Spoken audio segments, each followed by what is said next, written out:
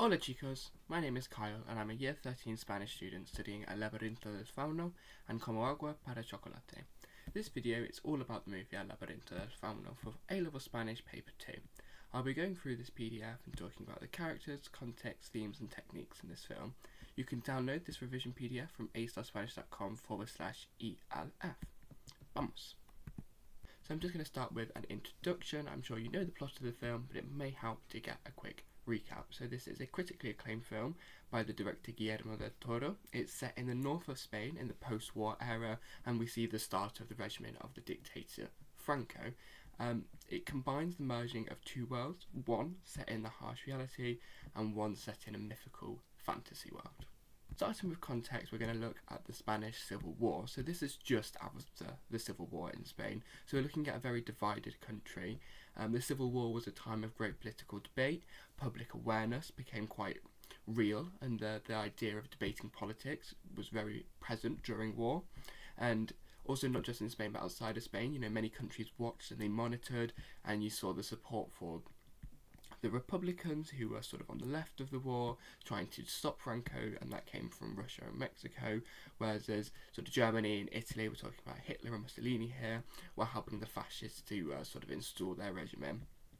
So the war lasted for 2 years and 8 days and gave rise to the 36-year dictatorship of Franco. We saw some very harsh treatment of his opposition, and this led to people, hiding, fleeing and living double lives to escape the sort of assassinations and kidnappings that happened under his reign.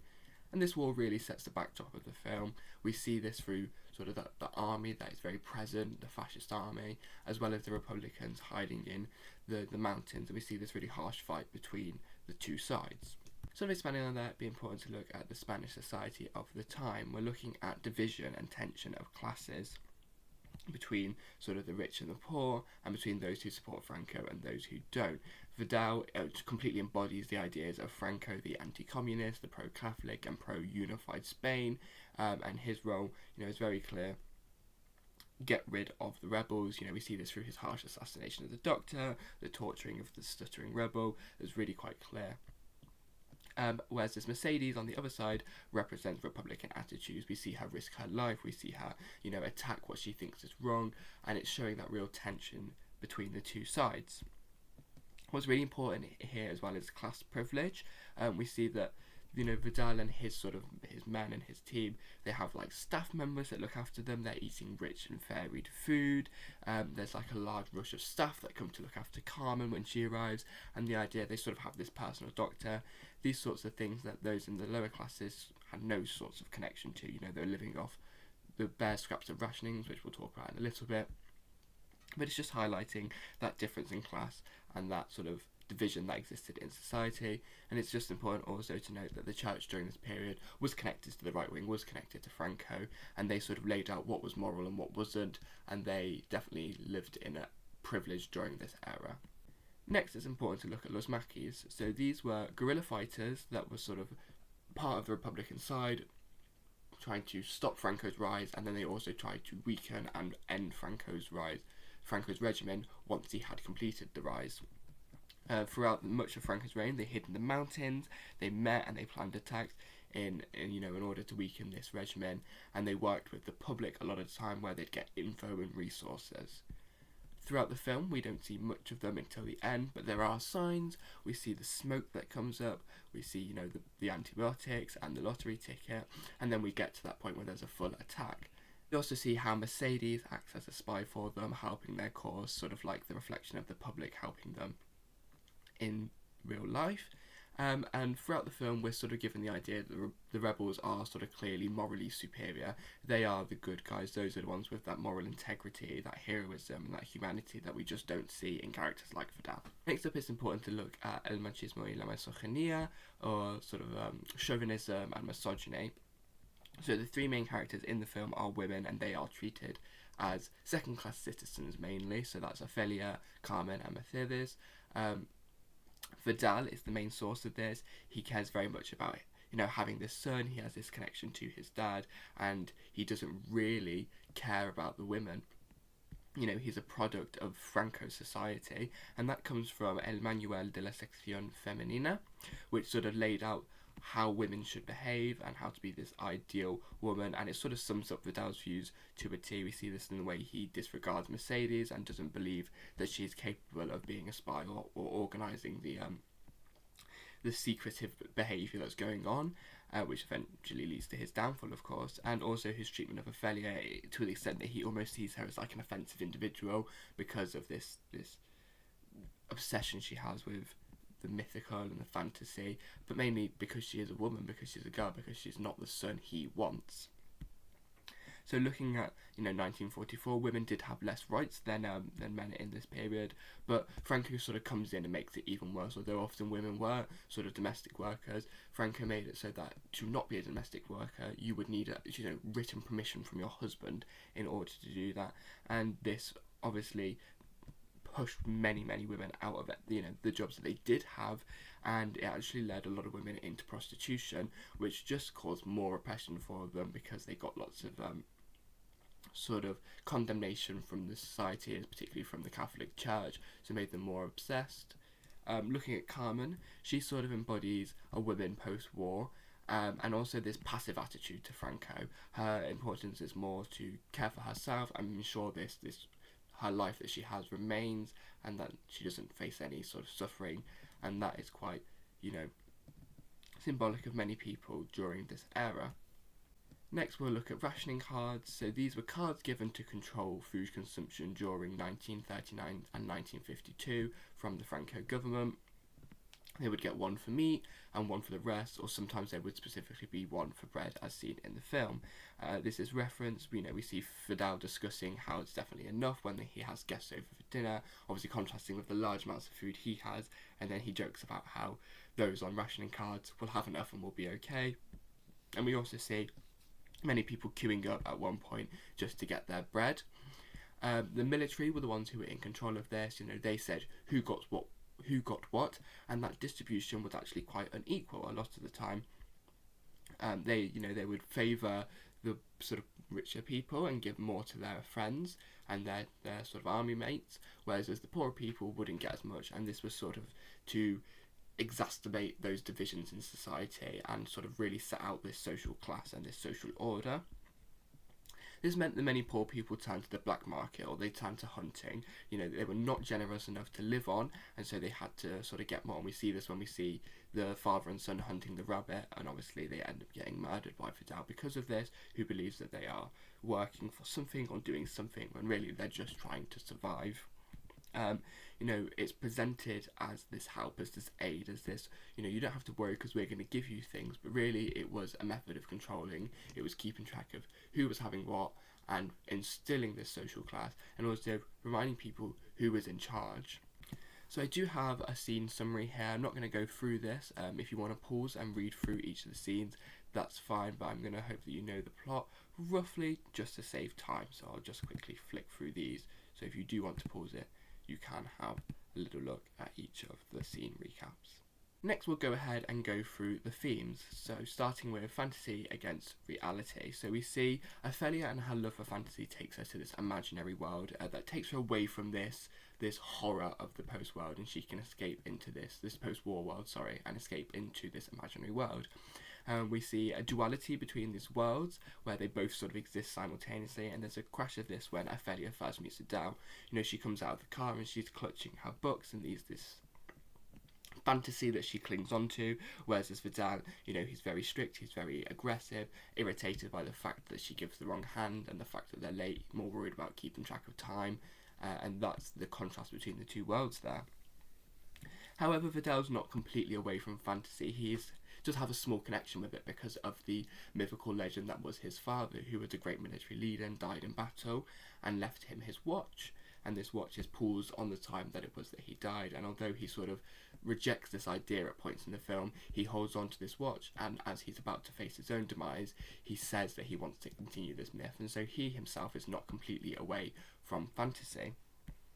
When we look at characters like Mercedes, she to extent combines both worlds. She admits that she used to read stories and she plays with Ofelia and plays with Ophelia's ideas of fantasy, but really she is quite symbolic of the difficulties suffered by the Republicans, because although she has that, she's living this very harsh, difficult life, and so she can't really submerge herself into this fantasy world the way Ofelia can because of all the concerns she has going on. In contrast, Carmen, she sort of has no time for these magical stories. She has a small connection with it through sort of the Mandrake, and she enjoys dressing Ofelia up as this princess that she is, but she sort of thinks on these good times of her childhood, but she just is completely based in reality, and she just tries to keep going on with life and won't accept this sort of fantasy world. Now, although this fantasy world is quite dark and there is evil in it, and we do see some horrific things take place in the fantasy world, like the Pale Man and the Toad, I think what really sets it apart and why it can be this escape for Ofelia is the justice that exists in it. I mean, in the real world, Ofelia is seeing just murder and death with no repercussions for people who have done nothing wrong, or those fighting for better lives, sort of innocent people. Whereas in this fantasy world, actually there's quite a real sense of justice, and that if you do the right thing and do as you should, according to morals and ethics, you won't actually suffer any issues. Now, this duality in both worlds means that the film has two endings. One where Ofelia dies, and that's the end of her life, and that the Franco regime just continues, but also one where she gets to escape and she gets to go to this royal kingdom that she has created in her head, quite disconnected from reality. And you can choose which ending you want to believe in, maybe perhaps to which essay argument it might make a better point for, but at the same time, in reality, actually the worlds go hand in hand. They both exist together, and that's sort of the symbolicness of it. It's the fact that fantasy exists in real world and that they don't have to be two completely separate things. Next, we'll look at subordination and disobedience. So this sort of exists throughout the whole film, and we see this obedience as a reflection and a consequence of fear, of cowardice, and lack of free will. We see it really strongly in Franco towards Vidal, and Vidal's men towards, of course, Vidal. They just follow everything that they are ordered with this blind faith, and they can't even understand the idea of those who don't agree with that, such as the Doctor. And this obedience is obviously linked to the violence of Franco. Lots of moments of this violence we see, they're coming from the baddies of the film that are just following this blind faith, whereas the disobedience is actually seen as something more heroic in characters like the Doctor, Mercedes, and Ofelia. It's almost like a virtue in this film where they have this independence and this hope, and so they can think for themselves. Especially Ofelia, who shows this disobedience from the start. We see her run off in the forest to go to the stone monolith, which begins her story. We see her get her dress dirty. She even disobeys the fawn at some point.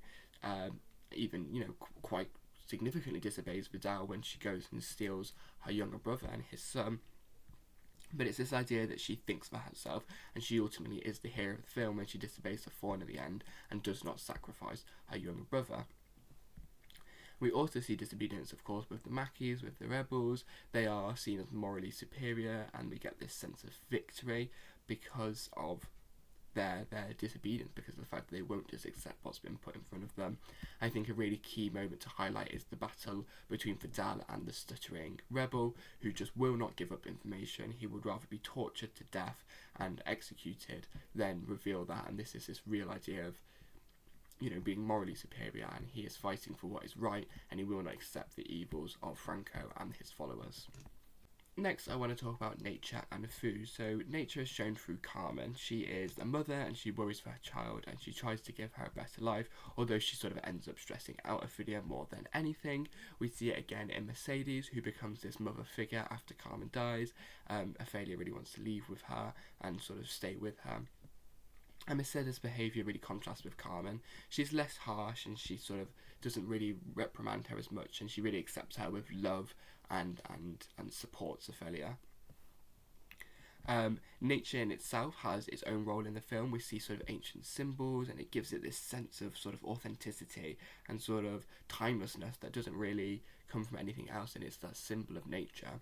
The faun himself is a product of this natural world, and Ofelia too, who's marked with the symbol of the moon on her shoulder, and this is where she sort of feels most comfortable. Things like the tree as well give this idea of nature, and it's a connection of death and women. Obviously, the tree takes the shape of the female reproductive system, and it also is quite symbolic of death, and thereby extension, it's symbolic of the sort of repression of women during this period. And we see this again later in the book that Ofelia is given. We see this pattern of the female reproductive system come up in blood, once again symbolising the repression of women during the period. Milk is also a really good symbol of femininity and nature within the film. Obviously, characters like Mercedes is milking the cows, and it is used with the mandrake in order to help heal Carmen, which is symbolic of the milk in the Franco regimen, this idea of nurturing and giving to a child to help them grow up, and also this idea of rationing of milk during the Franco regimen. However, here we see under Franco that the this nature really doesn't nurture the soul in the same way that we might think. It's this contrast. And the last thing that I want to talk about is war, greed, and loss of innocence. So at its core, this film is a war film. We see the aftermath of the war. There's still lots of violence due to Franco's obsession to eliminate these sorts of rebels, and we see guns and weaponries, and it's a very, very intense situation. And we see sort of like the Maquis being ordered to be killed, and although that's not necessarily a real life event that took place, it's sort of based in these very real situation where these military officers were ordered to just kill rebels and sort of hunt down the Maquis. And we see how war really has destroyed society. It leaves the opposers to the regime in a nightmare. You know, they can't do anything to stop this, and it really exacerbates those social issues. In terms of greed, we see this through Vidal. He sort of controls everything, and this is quite significant in sort of the banquet of food that we see versus the people queuing for food. We also see it in the underworld too, the gluttony of the toad and the pale man, who's sort of reflective of Vidal in the way that he sits in front of this banquet that we see in, that happens with Vidal. Whereas this sort of sharing is only seen on the Republican side. They share resources and info, and they help each other, and this is just something that does not exist for the people who support Franco. In terms of innocent loss, we see Ofelia really show courage and maturity, much beyond her age, and she really loses her innocence through this, and ultimately her life as well. Although she does both regain these in the end, when she is able to return to that underworld, to that royal world, and become the princess. And we see this idea of innocence through Mercedes and Carmen as well, and they both hold on to their childhood, and they pick these moments, but they just can't let it linger. They have to sort of move on, and that's showing this idea of innocent loss. And by the end of the film, the only character who really is innocent is the little brother of Ofelia, but he doesn't have a family. He's growing up in this really dark world that's about to come, and so he's also going to lose his innocence too. No one remains innocent through the rise of Franco. And in the same way, the idea of the rebels who are trying to fight this rise of Franco, they have this hope and this innocence that is being lost, where for them it gets to a point where things are looking so dark that it may just be easier to go and live in a different world and leave this one behind, quite bleak idea in the sense of that. Now we'll go ahead and look at the characters, starting with our main character, Ofelia. So she's 13 years old and undergoing quite a big change. Her pregnant mother is now uprooting their life, and they're moving to this house to live with Vidal. She herself, though, doesn't really care about this new life. She is respectful, but she's slightly disobedient. She won't call Vidal her dad. She doesn't really care about that. What's sort of the main point of Ofelia is her wild imagination.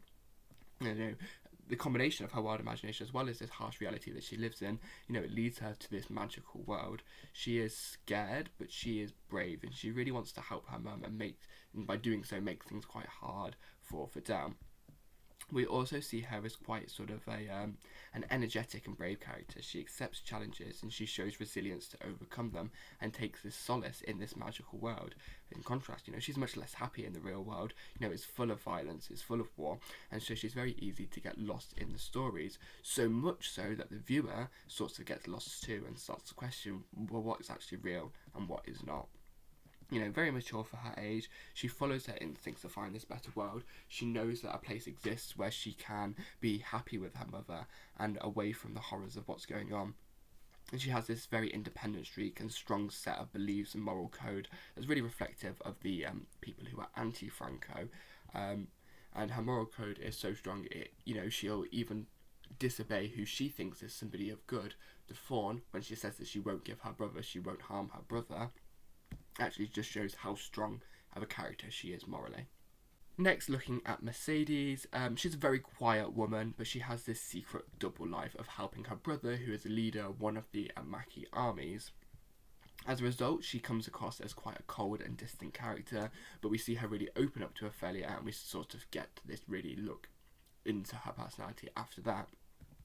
She's hardworking, she's loyal, she sticks to her points of view, and although she has this low profile under Vidal, she becomes this main character. And we see her show great strength. She defends herself, she defends Ofelia, she resists torture, and she's really quite reflective of the working and fighting woman of the era. She aims to help her brother and the rebels. You know, she puts everything at risk and sacrifices everything, and as a result, she really gains sympathy from the viewer. And then at the end of the film, sort of her final moment where she shows Vidal who is in charge, and her brother ends up killing Vidal. You know, it's a real feminist victory, as well as a political victory due to her Republican cause. You know, it's a great success. As a character, she really reflects the loss of those who suffered during the war. Her difficult position, her secret life, is quite reflective of many of the rebels who sort of had to pretend to be something they weren't in order to just get by and not suffer from the regime of Franco, as well as reflecting the repression of women during this period, her lack of freedom, and this sort of idea that she comes across as this simple servant, as many women were forced to be during the era. Next, we'll look at Vidal. So he is a very cruel and evil character. You know, he has no problem torturing people, no problem with violence, he doesn't care about women, obsessed with the succession of his lineage and ensuring he has a son, and he's very nasty to a lot of characters, particularly Carmen, who after travelling a long distance to get to him and get to the ranch, he sort of reprimands her for being late, despite, you know, the fact that she's having quite a difficult pregnancy. We see this hatred for Ofelia as well throughout the film, almost to the point that her mere existence tends to annoy him. We see him disregard Mercedes and the fact that she could be capable of doing anything to undermine his power, and this obviously ultimately leads to his downfall, as he just doesn't consider the fact that she could be doing such a thing. He himself is obsessed with removing the rebels and totally obsessed with securing the regime of Franco. And, you know, that's his main goal of making sure that this Franco Spain stays and is pure. We also see him trying to live up to his father's legacy. He becomes quite cold, he becomes quite distant, he's not really connected to anyone. And you could also argue that, in fact, he's not just an evil psychopath, and in actuality, he's just trying to live up to this sort of mythical legend that his father was, which in some elements sort of makes him a little bit worse. It makes it a little bit more scary, because it's not even the fact that he's just crazy. He's sort of very conscious of everything he's doing, and he's just trying to be this person that he believes he needs to be because of the mythical status of his father, and therefore he's quite conscious of all of his actions and all of his decisions, and he's doing that on purpose. Next, we'll look at the Faun. So half human, half goat. He's sort of that person that brings Ofelia into the underworld. They have quite a close relationship. He doesn't necessarily scare her, and that's quite interesting. You know, this quite fascinating character, really. This quite tall, large, present character doesn't necessarily scare her. He himself has a very strong character. We do see him reprimand her, which does at the time scare her, but also he treats her like a princess. He uses a very formal way of speaking to her and is very, very respectful to her. Which is this contrast between his, you know, who he is and how he acts. It leaves him quite cryptic. It's very clear that he's from another world.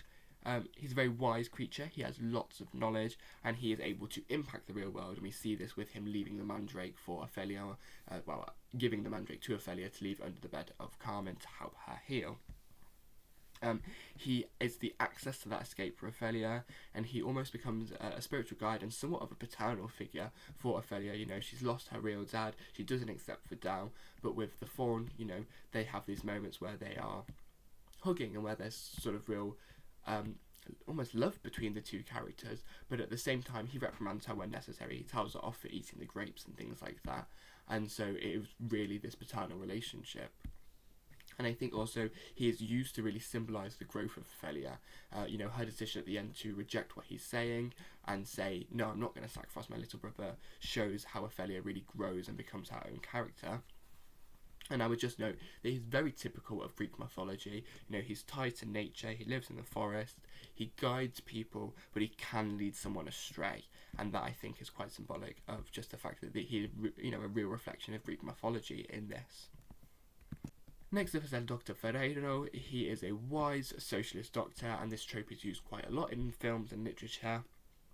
And here he's really used to advance the plot of the play. He speaks little, but he's very smart and he holds very strong, close views. And although he does work for the captain, he holds rebel views. And his sort of main thing is helping people. He helps Mercedes, he helps Carmen, he helps the Maquis in the film, and he also helps that stuttering rebel to die with honour when he is being tortured. His views ultimately cost him his life, but he dies with bravery, and these really strong views are obvious, and it's almost shocking to the viewer how brave he is to defy Vidal and say, well, actually these are my views, and you should maybe consider thinking about, your own views and not just obeying for the sake of obeying. He certainly is a source of hope throughout the film, and when he does die, it sort of exposes the rebels. They're without their aid, they're exposed to, all of the horrors of the war and illness now because they haven't got someone to help him. And I think the Doctor really helps to symbolise the brutality of the regime with the assassination that he suffers, because it's very sly, it's very backhanded. It's a shot to the shoulder as he's walking away, and he sort of makes his point and leaves, and then he is killed. And that's quite symbolic of the lack of morals that existed in the Franco regime. And the final character we'll look at is Carmen. So she is pregnant with the child of Vidal, and she comes to the mill to look for a new life. She's really loved by her daughter, despite her questioning her decisions, and actually their relationship is one where Carmen can be quite harsh to Ofelia and upset her. However, what upsets Ofelia the most is her death. She clearly loves her and is just mortified by her death, whereas this has very little effect on Vidal. First and foremost, Carmen is a woman of middle class, and she cares about maintaining that. She wants to keep her social status, and I think what's really symbolic is her journey to the mill. We see this very hard, difficult trip she's having, the suffering that she's feeling, but it's from within a limousine, so it's not quite the same as other people suffering during this era. She has really good intentions, but comes across as quite insensitive, quite egotistical, and this leads her to push Ofelia away and sort of into the arms of Mercedes and the Faun. Although she has good intentions and she is trying to do the best for Ofelia, it just sort of comes across as quite insensitive and egotistical. And she actually is a microcosm of repression of women in the time. We see this through the fact that she gets little attention from Vidal. She's very much limited to pregnancy, and when she does speak up, that is shut down. And she is the only other character who has connection to the underworld by the fact that she gets the mandrake placed into her bed, but her sort of refusal to accept this and the throwing of it into the fire is what brings about her death, because she will not hold on to hope, and she will not hold on to this idea of freedom. And finally, we're going to look at the director's techniques. The most obvious and catching one being Alegory, which is done via Ofelia and the two worlds, whereas the magical world represents hope and escape. The real world represents sort of horror and the suffering of the post-war. Where Ofelia really looks for solace in this world and tries to escape the agony of Franco and his growth.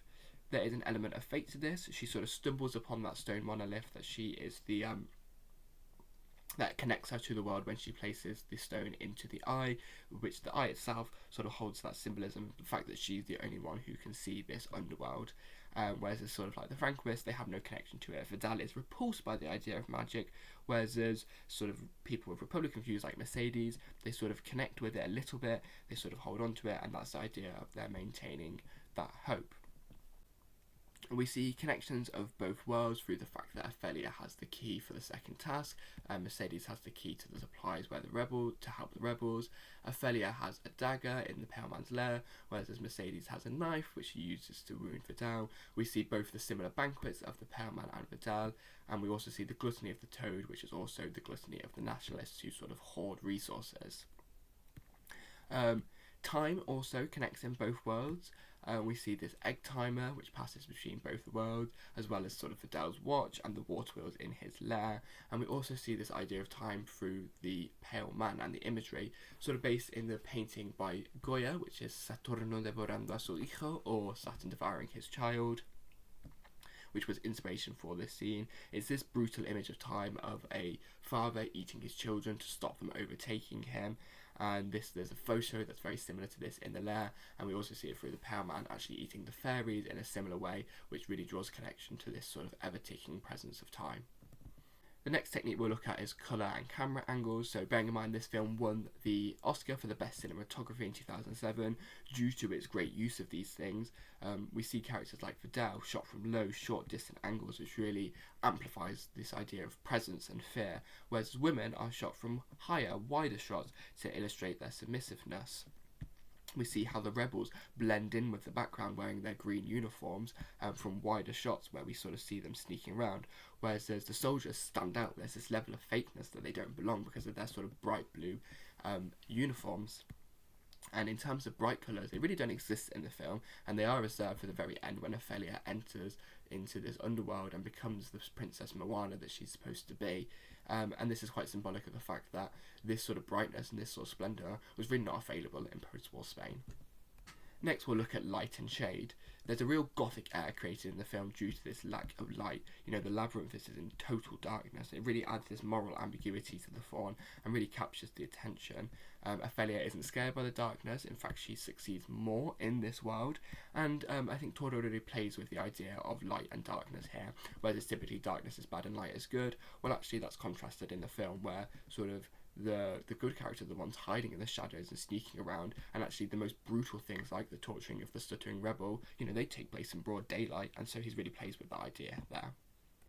Next we'll look at sound. So sound is really important for establishing the tone. You know, we hear the crunching of the leaves when she first enters into the underworld. We hear the groans of the houses. It really sets the mood in a lot of scenes, as well as the sound of threat being consistent. Because of that, we hear the squeaking of Vidal's gloves, sharpening of knives, the dropping of the dagger in the pale man's lair. You know, when Vidal shaves his face, the scraping of the razor, and then we hear lots of cuts and slashes, particularly when Mercedes slashes Vidal. So that threat is constant through sound, and it's also quite symbolic of women because they are quiet. We hear them whispering around the mill, and we don't really hear their voices that loud, and particularly we hear Carmen's voice be completely overpowered by Vidal when she does try to give her opinion, which once again is symbolic of the repression of women during the era. The final technique we'll look at, and in fact the final thing we'll look at, is special effects. So these are really used to immerse the viewer, particularly in the underworld. You know, the toad has this level of this vulgarity and this disgustingness that really could only be created with special effects, which you can see here.